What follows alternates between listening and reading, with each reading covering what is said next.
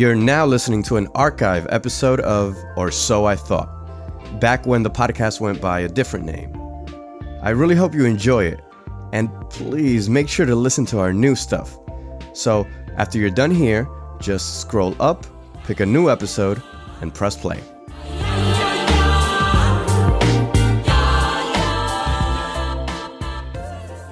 Aside from the lady who wrote the Harry Potter series, which made like a bajillion dollars, Stephen King is probably the next most financially successful author of all time. If you were going to listen to anyone's advice on how to make it as a writer, I would think it'd have to be him, no? Well, it turns out that Stephen King has already laid out the key pillars to his success, and hopefully in the near future, yours too. He said in his book on writing, "Read and write 4 to 6 hours a day. If you cannot find the time for that, you can't expect to become a good writer." His regimen each day is to sit down in the morning and write 2,000 words. He absolutely will not stop writing until he's met that goal for the day. He says some mornings he's done by 11 a.m., and sometimes it's 3 p.m. and he's still hacking away at it. But barring an emergency, it always gets done. That's dedication.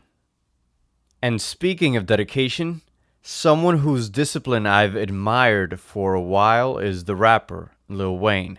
People that get money without hard work sometimes don't even want the money. But hard work is everything. How do I know? Because I work hard. I don't care what anyone says. I know he has fallen off big time.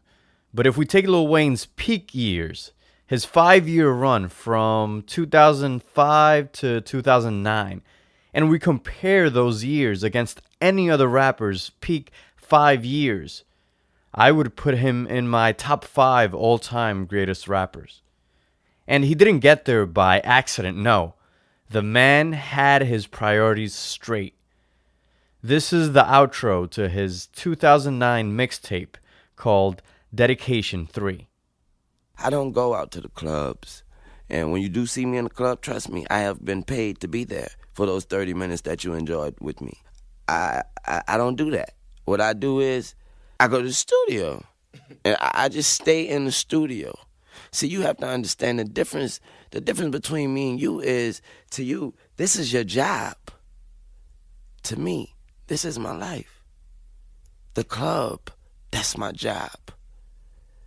The mall, that's my job. Your neighborhood, that's my job. This studio, this is my life. This is what I do better than I do anything. So why wouldn't I do it all the time? Now, given, it's much easier to dedicate all your time to your art if you're getting paid for it.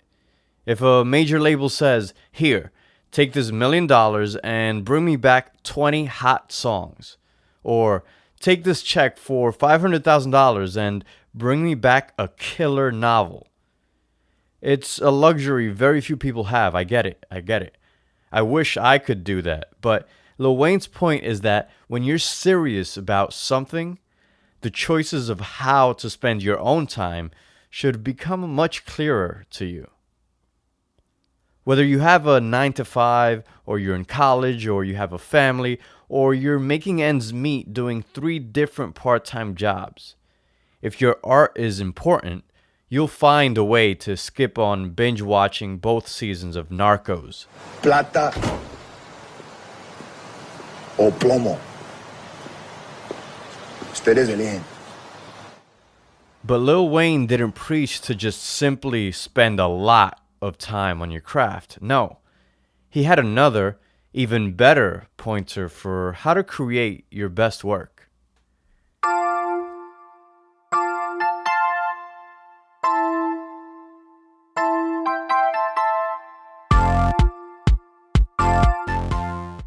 Lil Wayne's most famous protege is maybe the biggest name in music right now.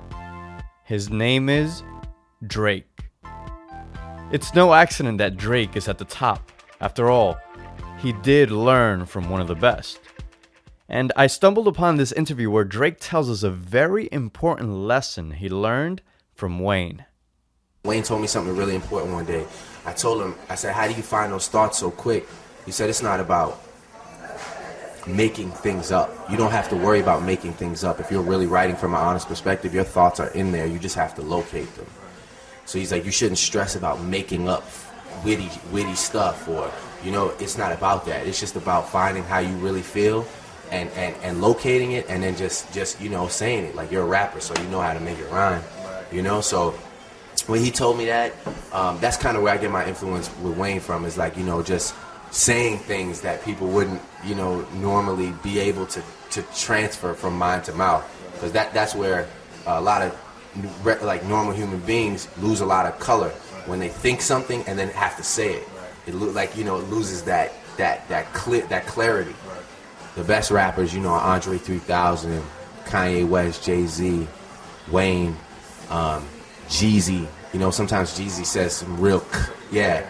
So, you know, those guys, that's why they're the best rappers, because they mind to mouth, they don't lose it. There's no buffering process, like it just comes out. And the way to prevent this buffering process, according to Lil Wayne, is to work fast. I couldn't find a specific number, but I remember somewhere reading that he appeared on something like 300 songs in the year 2007 alone, including his mixtapes, features, and remixes. And these are songs that actually got released. There were a whole bunch of songs that didn't see the light of day. Working that fast has two big benefits. First of all, you have no time to fake anything. Like Drake said, you don't have to make anything up. You don't do research, you just locate the thoughts that are already there. I argue that this is a great way to find your most pure artistic expression. And the second big benefit is, it's a great route to rapid testing your material.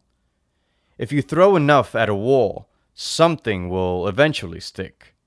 You iterate, see what works, and then test again. This is one of the reasons I started this little experiment of releasing more than one episode per week. One episode a week feels too precious. It makes me gun-shy. It makes me overthink things. Frankly, an episode like this one would have never existed if I weren't pushing myself to release at a faster pace. The faster pace forces me to go with my first instinct, to talk about the things that are on my mind most, and the things that I've been mulling over for years. The thoughts fall onto the page and onto the mic much clearer because they've been there for a while, but now I'm finally locating them.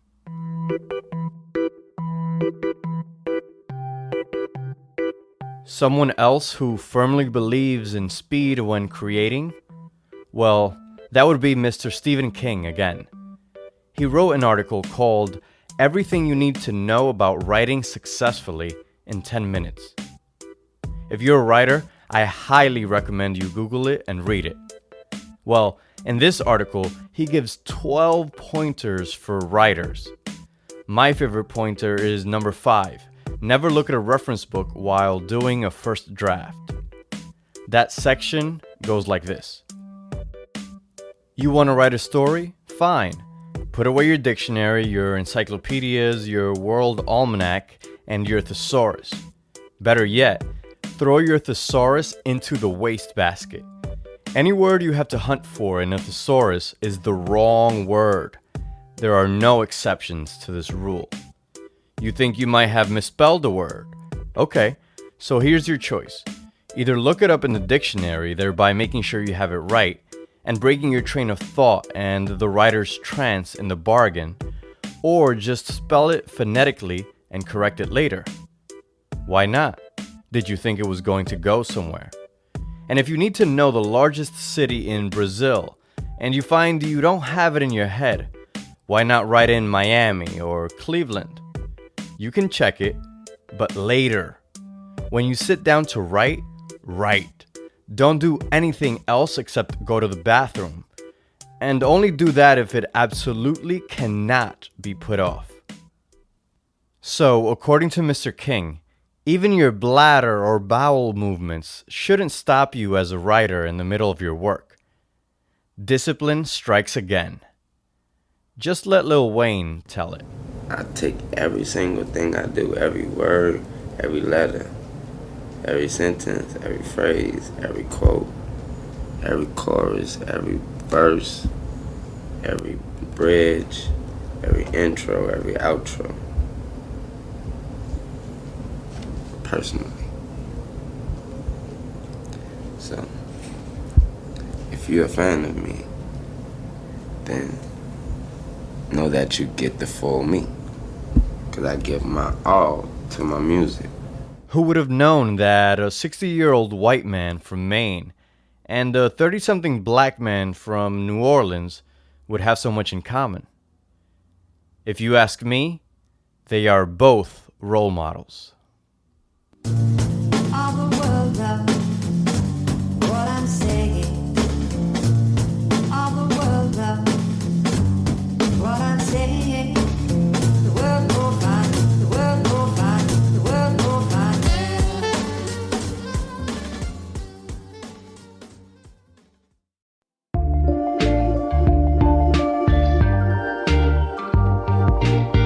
My beautiful people, thanks again for tuning in. And I just want to repeat what I said at the end of last episode. If you're ever curious about where I get my info from, or you just want to dig in a little deeper on the information that I present here, feel free to go over to my website, projectbookpod.com, and check out the show notes. I include all the links to all the info resources that I use. Put them there right on the blog post for each episode. So feel free to check that out. As always, thank you for tuning in. My name is Alex Cespedes. This is Project Book. Thanks for listening.